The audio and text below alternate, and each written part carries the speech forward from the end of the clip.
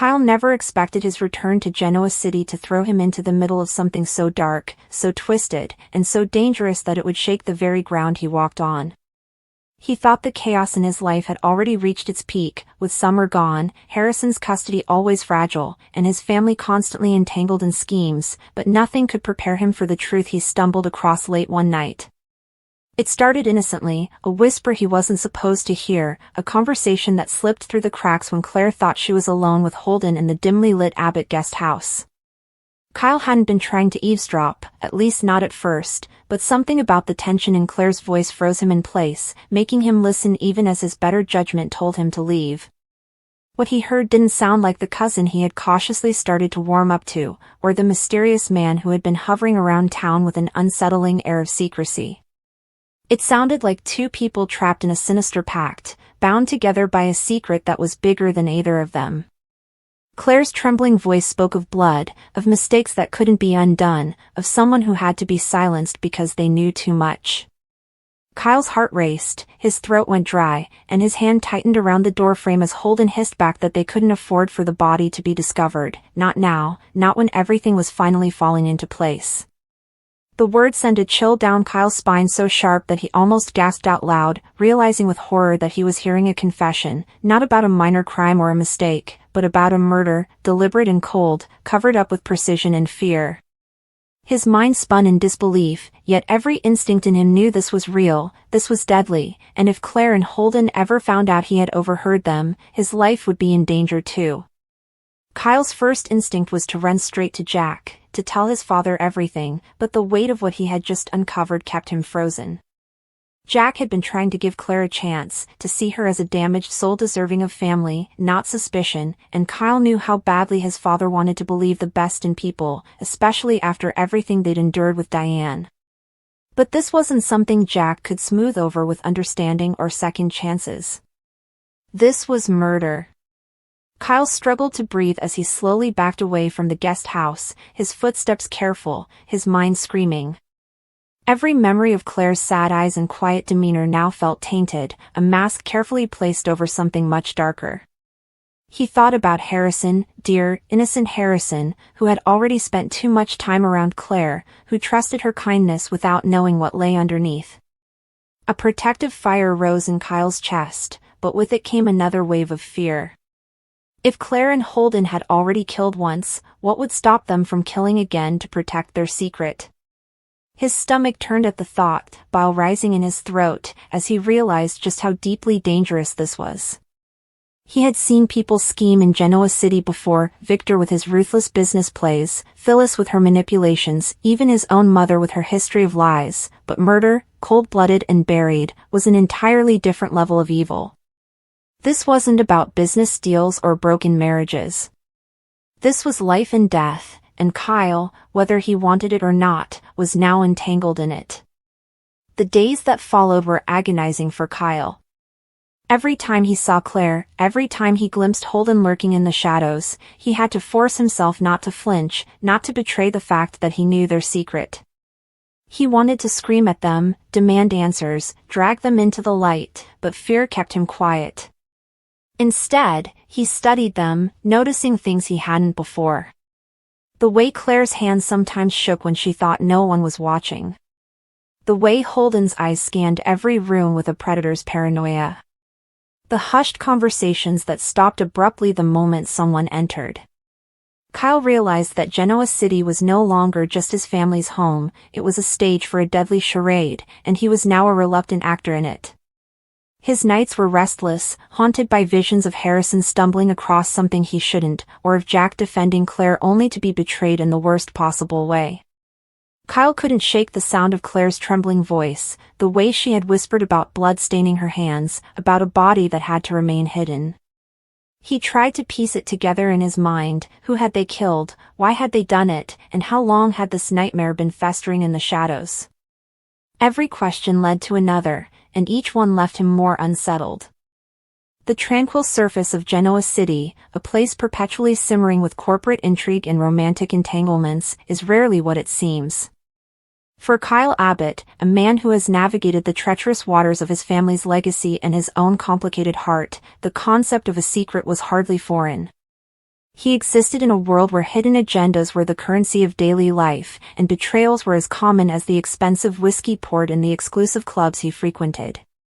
Yet, nothing in his experience, not the revelation of his paternity, not the corporate coups, not even the most venomous of familial disputes, could have prepared him for the chilling truth that would unravel before him. The discovery of Claire Grace's true identity as his cousin, the daughter of his Aunt Victoria, was a seismic shock in itself, a twist of fate that upended his world. But that was merely the prelude, the first layer of a deeply buried horror.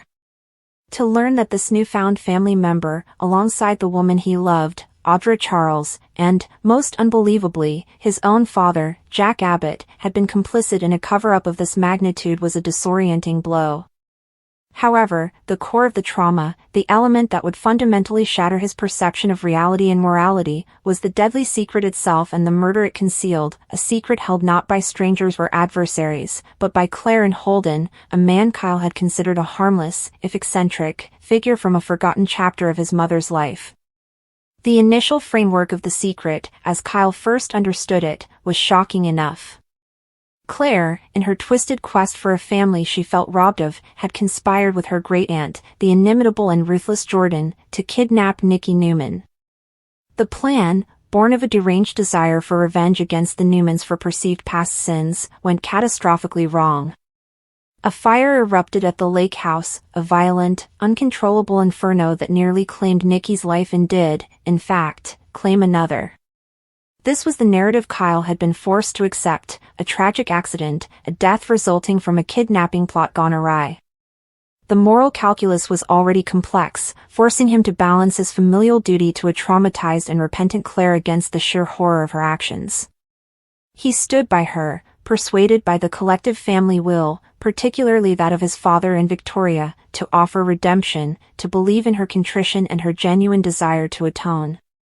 This position required him to compartmentalize, to wall off the disturbing details and focus on the narrative of recovery and second chances. It was a fragile piece, built on a bed of omissions. The shattering of this fragile construct began not with a loud confession but with the quiet, insidious drip of doubt. It was the unspoken glances between Claire and Aunt Jordan, a tension that seemed to go beyond the typical friction between a captor and her victim. It was the specific, almost rehearsed way Claire spoke of the events, avoiding certain details, her eyes flickering with a fear that seemed less about punishment and more about something far darker being discovered. For Kyle, a man adept at reading boardrooms and people, these subtle tells were like cracks in a dam. His confrontation was not an immediate, explosive accusation but a gradual, persistent peeling back of the layers, a relentless pursuit of the full truth that everyone around him seemed content to bury. He pushed Claire, not with anger initially, but with a desperate need for clarity, for the solid ground of truth upon which he could hopefully rebuild his understanding of his family. The revelation, when it finally came, was not a single statement but a horrifying cascade. It was not merely that a death had occurred during the fire. The truth was that the death was not an accident. Through fractured confessions and the horrifying corroboration of a smug, taunting Jordan, Kyle learned the unspeakable reality. Holden, the man who had been present at the lake house, had not perished as a passive victim of smoke and flames. He had been killed. The fire was not the cause but the tool, the method of covering up a more direct and brutal act. The specifics of the act, whether it was a struggle that turned fatal, a deliberate strike in the heat of panic, or something even more cold-blooded, were almost irrelevant next to the foundational horror of the fact itself. A murder had taken place. And Claire, in her terror and her fractured state, had participated in the cover-up. She had allowed the world, and specifically her new family, to believe in a tragic accident, all the while holding the knowledge that it was a homicide.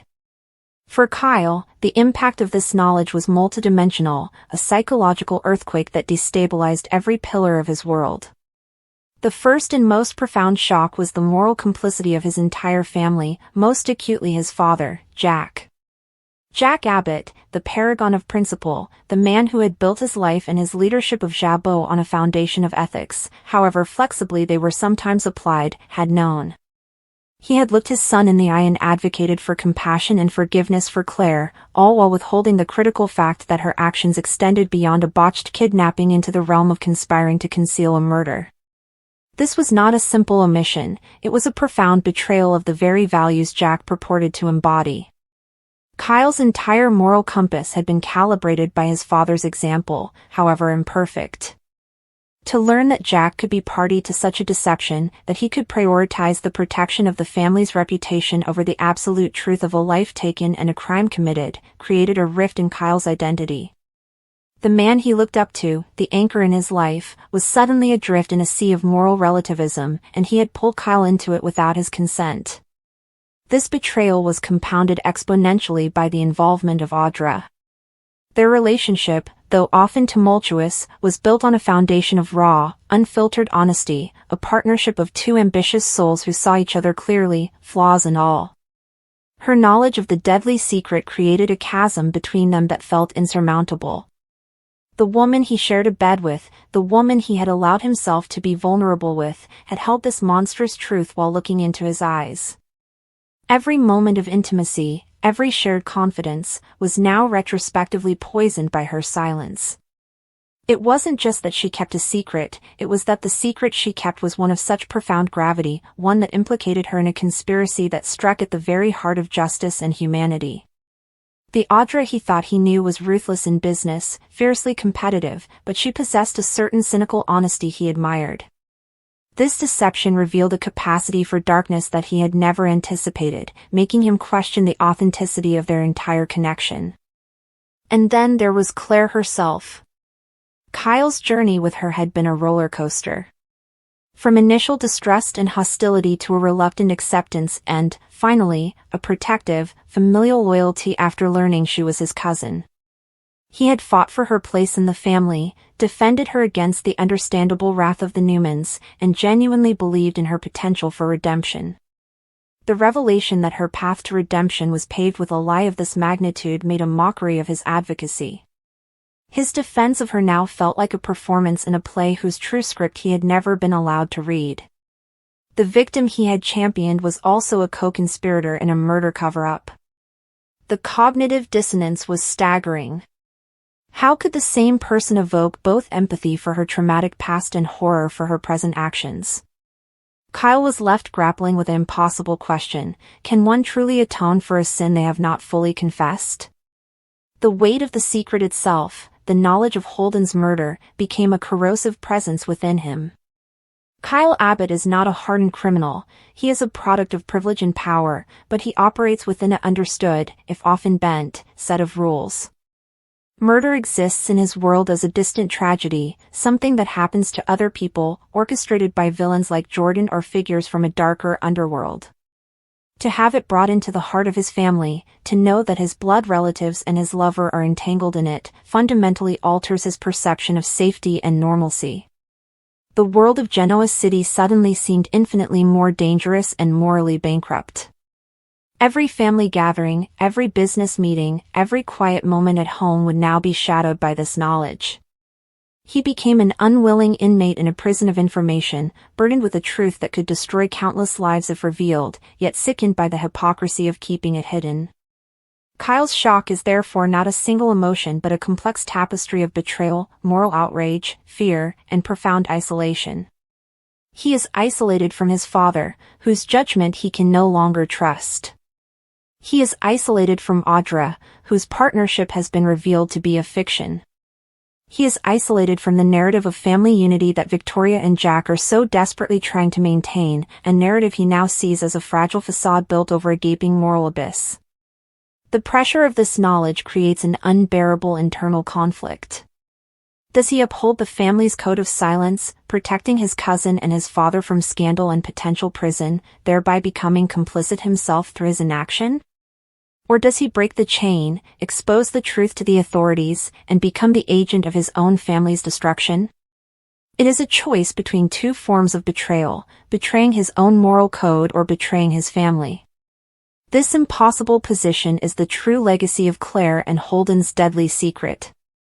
The murder itself was a moment of violence, a single, catastrophic event.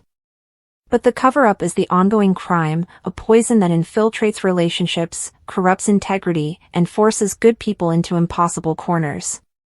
For Kyle, the shock is not just about what happened at the lake house, it is about what has happened to everyone since. It is the realization that the people he loves and trusts are capable of a darkness he never imagined, and that the foundation of his life is not the solid rock of Abbott honor he believed it to be, but sand, shifting and treacherous, capable of swallowing them all. The secret is no longer just Claire's or Holden's, it is his. And in making it his, he loses a fundamental piece of himself, his innocence, his trust, and his unshakable belief that, despite all their flaws, his family ultimately stood on the side of right. Now, he stands alone in the chilling space between truth and loyalty, forever changed by the deadly secret he never asked to know.